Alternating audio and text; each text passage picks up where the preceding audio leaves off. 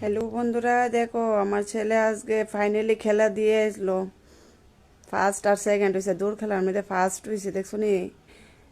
বাম হাতেরটা ফার্স্ট, আর আর হচ্ছে সেকেন্ড যেটা হয়েছে এইটা ডাইন হাতে।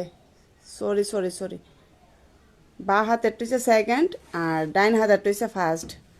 দেখো ফাইনালি আজকে খেলা দিয়ে জিততে হয়েছে, ফার্স্ট আর সেকেন্ড হয়েছে। একটা দৌড় খেলার মধ্যে ফার্স্ট হয়েছে, এই যে ডাইন হাতের পাটিটা বক্সটা, এটা হচ্ছে ফার্স্ট। আর কি খেলা জানি আর একটা খেলছিল কোচে, এই যে মুক্তা খেলার মধ্যে হচ্ছে সেকেন্ড।